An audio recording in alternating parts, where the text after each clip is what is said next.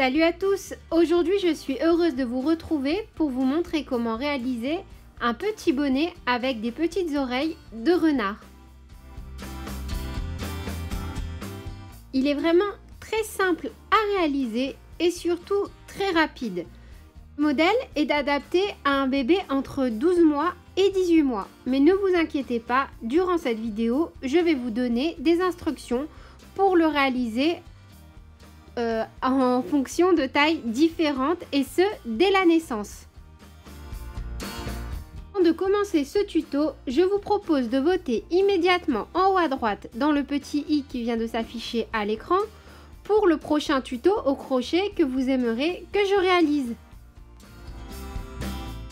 On est parti avec le matériel. On aura donc besoin de 2 pelotes de laine de couleurs différentes qui se crochettent toutes les deux en 3,5 4. On aura ensuite besoin d'un crochet taille 3,5 mais aussi d'un crochet taille numéro 3 pour faire l'intérieur des oreilles. On aura également besoin d'une aiguille à laine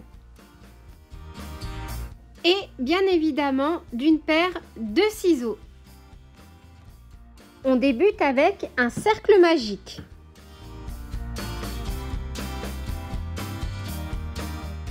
On va commencer par faire 3 mailles en l'air pour pouvoir faire à l'intérieur de notre cercle magique 10 brides.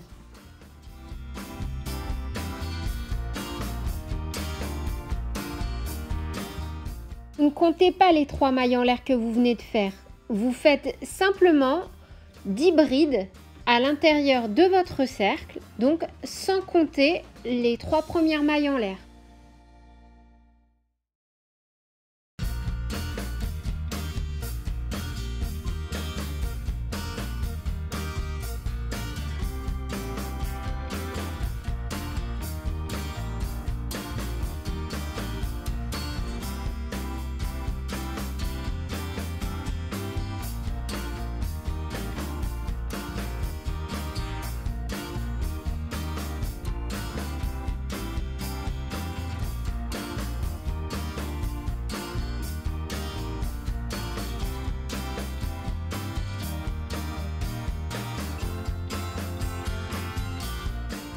Une fois que c'est fait, on va venir tirer sur notre fil pour pouvoir resserrer le cercle et unir notre anneau avec une maille coulée.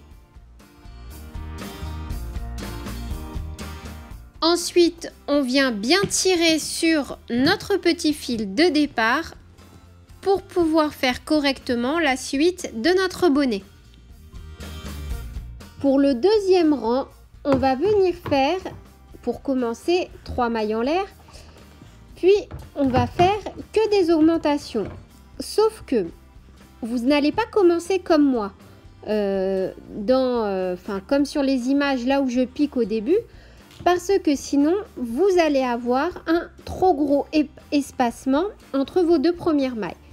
Donc vous allez bien venir commencer votre première bride, votre première augmentation dans la même maille que celle où débutent vos 3 mailles en l'air. Et ainsi vous avez votre première augmentation. Et vous terminez tout ce rang en faisant à chaque fois une augmentation.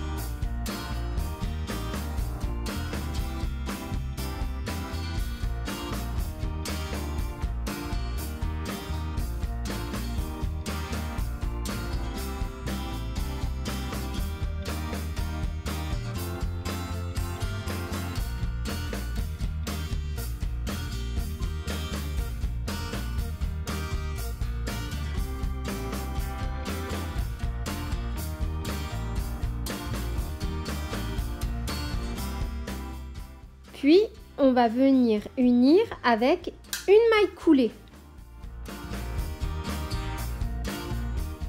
Maille en l'air. Puis, maintenant, ce que l'on va faire pendant tout ce tour, c'est une maille, une bride, une augmentation. Donc là, les 3 mailles en l'air que l'on vient de faire comptent pour une bride.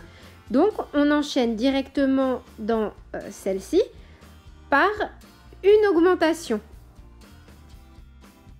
Et donc, on va enchaîner les séries comme ça pendant tout ce rang. Une bride, une augmentation, une bride, une augmentation. Et la petite astuce, c'est qu'à la fin, normalement, vous allez forcément terminer par une augmentation. Et nous, on se retrouve à la fin de ce 3e rang. Pour le rang numéro 4, donc ça ne change pas, on commence par 3 mailles en l'air.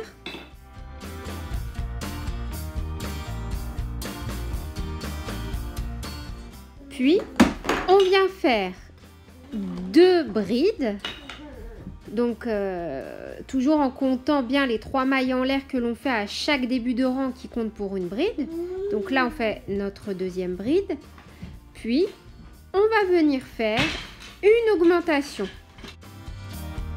À la fin du rang numéro 6, début numéro 7, je vais vous donner un petit tableau pour faire un guide détail. Et on va répéter cette série tout au long de notre 4e rang. Et encore une fois, si vous avez bien fait les choses, vous allez finir le rang par une augmentation. Et nous, on se retrouve juste après.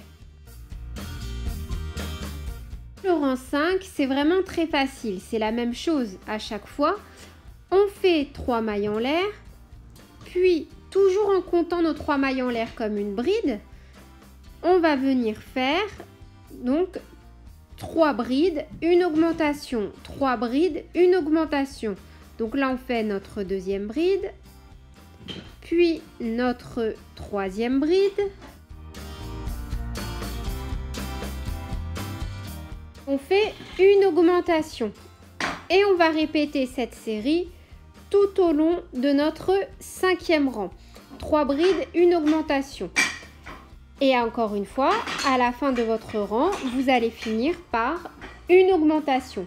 Et nous, on se retrouve juste après.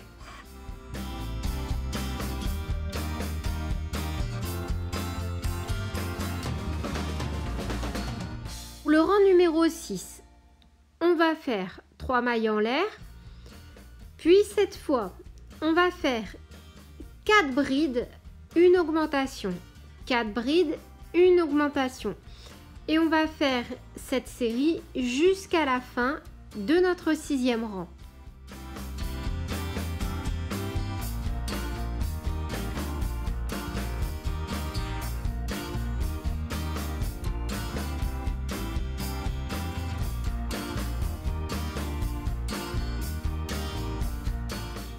Encore une fois, vous saurez à la fin de votre rang que vous n'avez pas fait d'erreur parce que vous devez le finir avec une augmentation.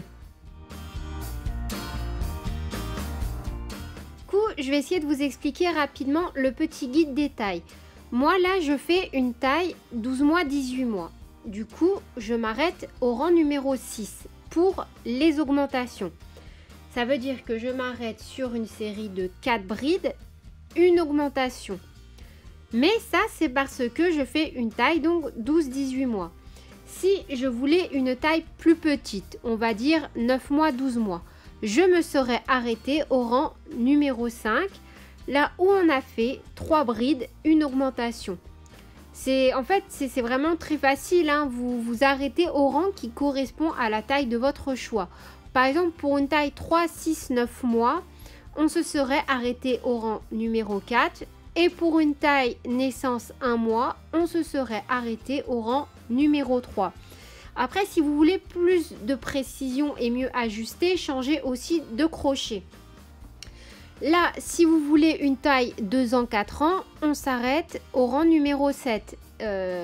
Rang numéro 7 qui ne va pas exister dans ce tuto parce qu'il aurait fallu faire 5 brides, une augmentation. Ensuite, du coup, c'est pareil si vous aviez voulu une taille 5 ans, 10 ans.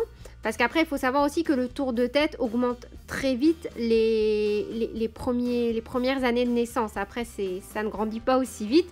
Donc du coup, pour une taille entre 5 ans et 10 ans, on se serait arrêté à un éventuel rang numéro 8 en faisant 6 brides, une augmentation. J'espère que mes instructions sont claires, hein. J'ai fait du mieux que j'ai pu. Maintenant, pour les rangs numéro 7 à 17, on va faire à chaque fois une bride dans chaque maille qui se présente à nous.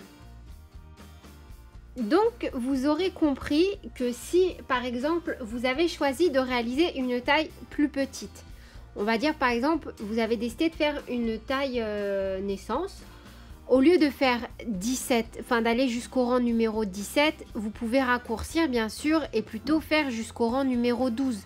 Après, c'est vraiment aussi en fonction du rendu final que vous souhaitez donner. Mais moi, si je l'avais fait pour une taille naissance, je me serais arrêtée au rang numéro 12. Comme si vous voulez faire une taille plus grande de bonnet que celle que je propose dans ce tuto, au lieu de vous arrêter au rang 17, arrêtez-vous par exemple au rang 20. Faut à chaque fois adapter aussi la longueur finale du bonnet à la taille que vous souhaitez donner au bonnet. Dans tous les cas, si vous avez des questions sur les tailles, n'hésitez pas à me les poser en commentaire. Et si vous voyez que je ne réponds pas tout de suite parce que des fois j'ai pas le temps, n'hésitez pas à m'envoyer un mail sur mon adresse Plume Madi officielle qui est dans la description de la vidéo.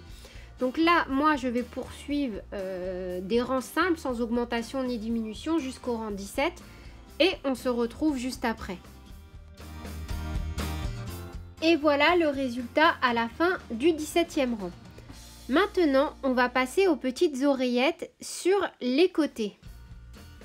Commencez directement la première en montant 3 mailles en l'air. Alors, je vais déjà vous montrer en premier ce qu'il ne faut pas faire. Vous savez que j'aime bien de temps en temps vous montrer d'abord ce qu'il ne faut pas faire pour ne pas vous retrouver, on va dire, avec quelque chose d'un peu disgracieux. Donc, on monte 3 mailles en l'air.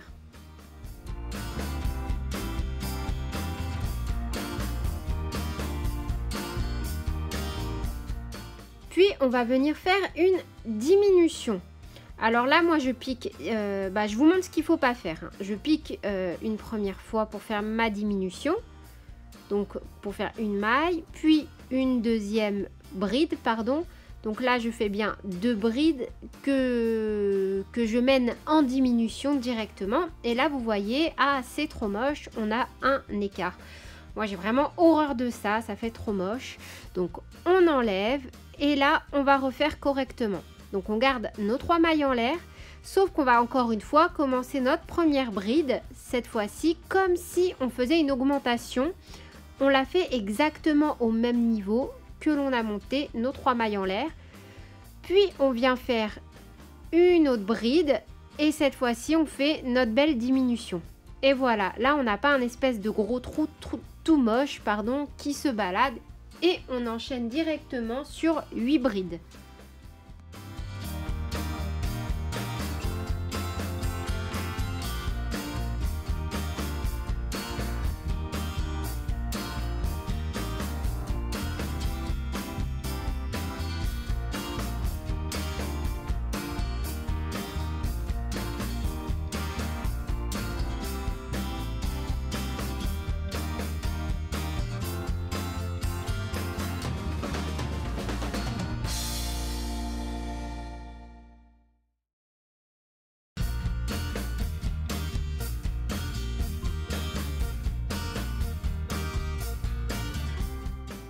Une fois que l'on a fait nos 8 brides, on vient faire une diminution. Et en fait, on va continuer comme ça en retournant l'ouvrage, en commençant à chaque fois par une diminution, des brides, une diminution. Et ça va venir former notre petite oreillette. Vous voyez là, comme on a commencé au début, ça permet en fait de faire la base du triangle et elle est jolie. On n'a pas un gros trou tout moche qui se promène. Là, on est reparti on va refaire 3 mailles en l'air, une diminution.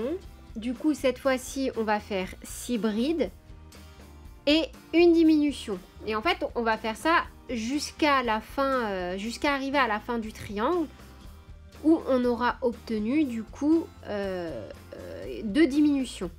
Donc pour ceux qui ne savent pas faire de triangle ou tout simplement qui veulent suivre cette partie-là du tuto, on va quand même faire une oreillette ensemble juste pour être sûr que tout le monde ait bien compris comment on fait un triangle.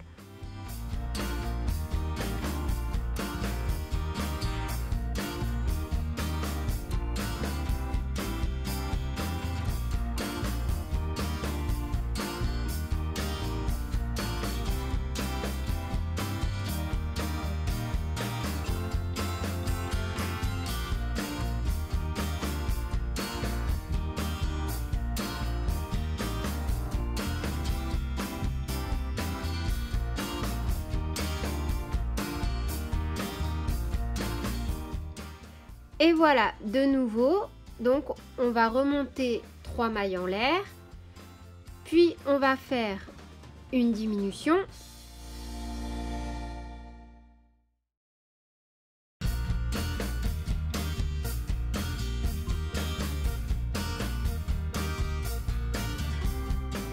On fait nos brides, puis on termine bien par une diminution.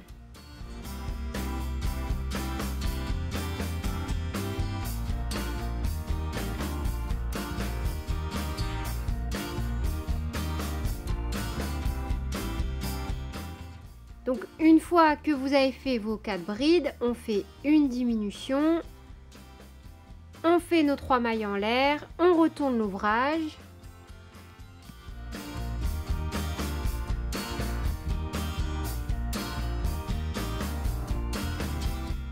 Puis là de nouveau pour ce rang, je pense que vous aurez deviné, une diminution, 2 brides, une diminution.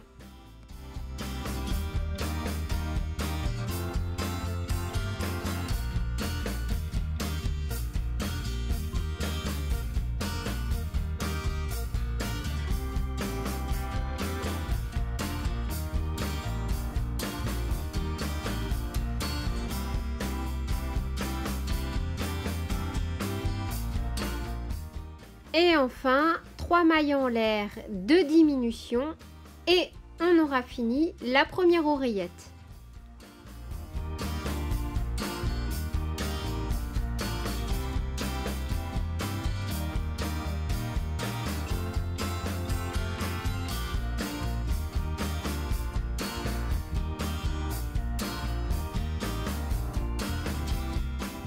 Voilà, il n'y a plus qu'à faire une maille en l'air et à couper le fil. Alors ne vous inquiétez pas pour le rendu, hein, on va venir à la fin faire les finitions et ce sera vraiment beaucoup plus joli. Après, toujours selon la taille que vous avez choisie, vous pouvez bien évidemment faire les oreillettes plus petites ou plus grandes, même si je vous conseille fortement, si c'est plus petit, de garder la même taille. Mais si vous faites des tailles plus grandes, au lieu de commencer par une diminution 8 brides, vous pouvez commencer par une diminution 10 brides, une diminution. Enfin voilà, là je vais vous montrer une façon très facile et rapide de savoir où est-ce que vous allez faire votre deuxième oreillette. Parce que, encore une fois, ça sert à rien que je vous donne le nombre de mailles, parce que si vous ne faites pas la même taille que moi, vous risquez d'être un peu perdu.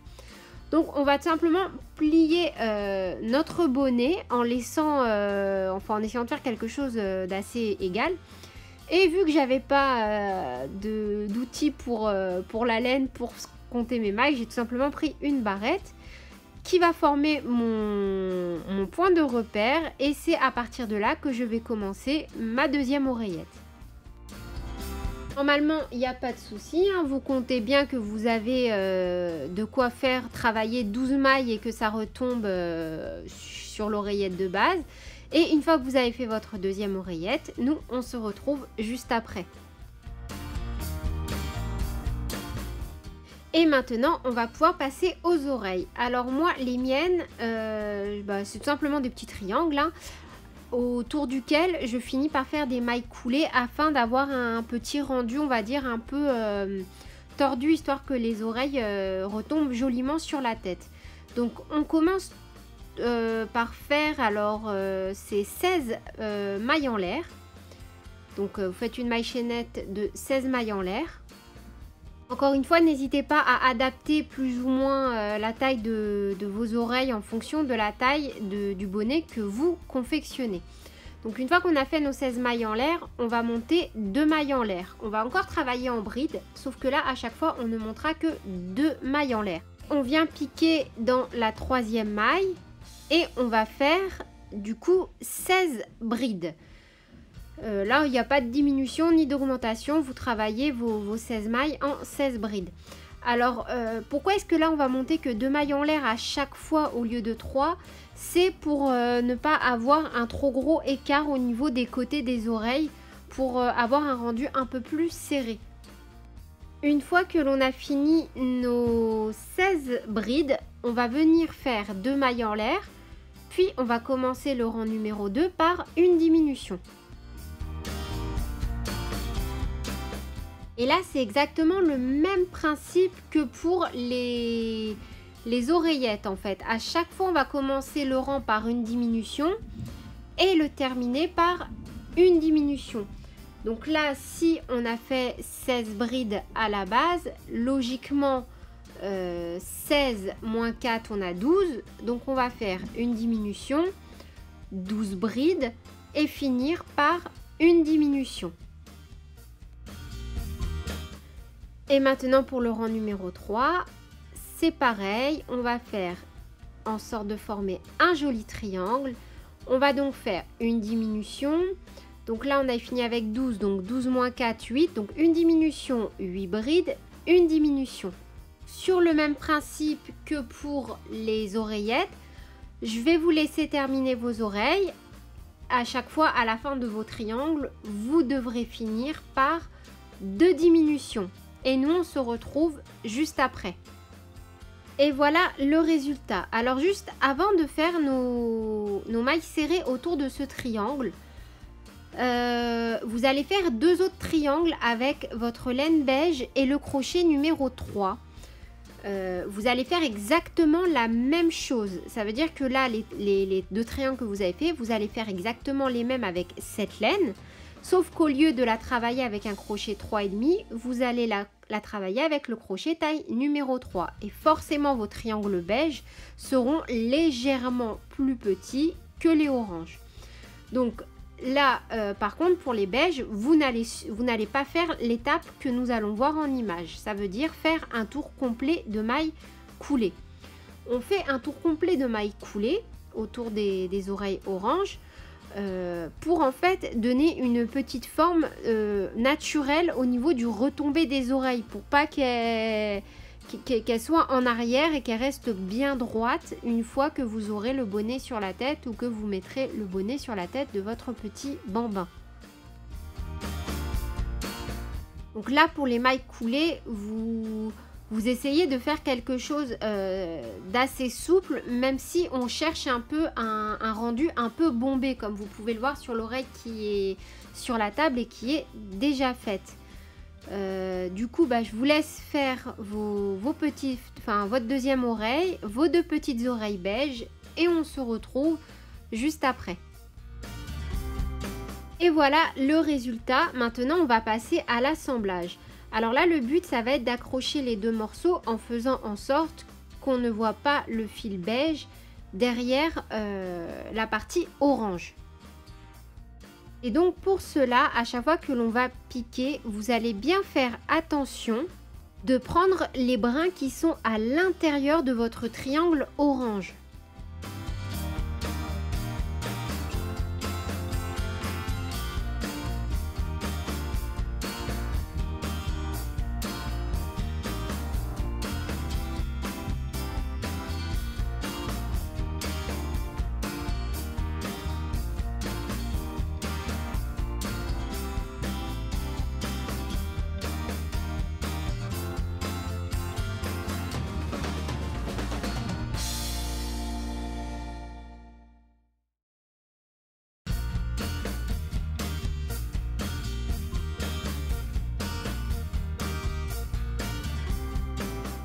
on se retrouve dès que vous avez fini d'assembler vos 4 morceaux. Maintenant, on va venir assembler nos oreilles au bonnet. Donc comme vous pouvez le voir, le blanc est à l'intérieur des morceaux orange, hein. Donc c'est bien normal, c'est parce qu'on a utilisé un crochet un peu plus petit pour travailler notre laine beige. Maintenant donc on va venir fixer nos oreilles. Pour cela on va scinder des rangs du bonnet. On va le mettre bien à plat. Alors là on ne le voit pas forcément et c'est bien dommage. Les oreillettes vraiment de chaque côté, de part en part, à gauche et à droite, hein. Et on va venir fixer notre oreille déjà une première fois grossièrement. Donc moi je vais venir la fixer entre le rang numéro 3 et le rang numéro 4. Donc pour cela je vais faire un nœud et je vais venir accrocher directement mon oreille.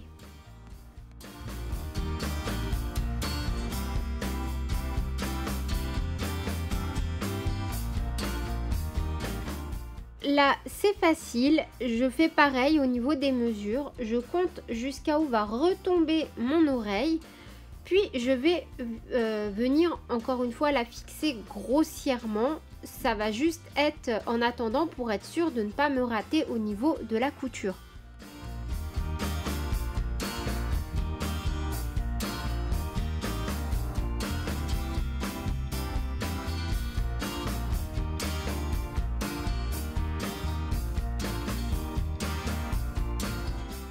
Et en procédant de cette façon-là, vous allez voir que comme ça, au moins, vous allez vous éviter des décalages pendant la couture.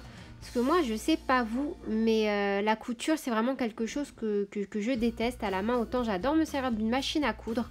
Mais coudre à la main, ça m'énerve. Je me trompe tout le temps. Du coup, j'ai trouvé ce genre de petite astuce pour être sûre de ne pas me louper. Je vous laisse faire la même chose de l'autre côté. Et on se retrouve une fois que vous avez fixé vos oreilles sur votre bonnet. Et voilà, le tour est joué. Maintenant, on n'a plus qu'à venir faire notre finition. Alors moi, ce que je vais faire, c'est surtout pour faire aussi en sorte que mes oreillettes soient jolies. Je vais venir faire un rang complet de mailles coulées avec ma laine de couleur beige. Vous pouvez aussi faire, avant de faire un rang de mailles coulées, faire un rang de mailles serrées. De temps en temps, moi c'est ce que je fais. Surtout si je me rends compte que mon bonnet est un peu trop court, c'est une façon de rattraper, on va dire, la boulette. C'est de faire un rang du coup de mailles serrées et ensuite un rang de mailles coulées. Alors là, encore une fois, je vais vous montrer qu'est-ce qu'il ne faut surtout pas faire si vous faites directement comme moi un rang de mailles coulées. C'est commencer vos mailles coulées dans le sens dans lequel je vais les travailler et vous allez voir pourquoi.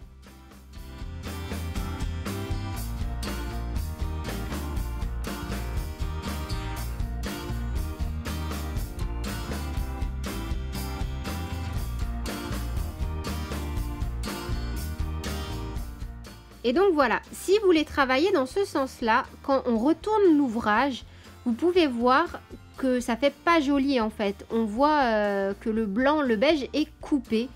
Donc faites bien attention quand vous faites vos mailles serrées de prendre dans l'autre sens, du coup votre bonnet, et de faire vos mailles coulées et surtout de faire en sorte que le beige, que la ligne de beige, hein, la ligne de beige qui va apparaître joliment, soit bien à l'extérieur et non à l'intérieur de votre bonnet.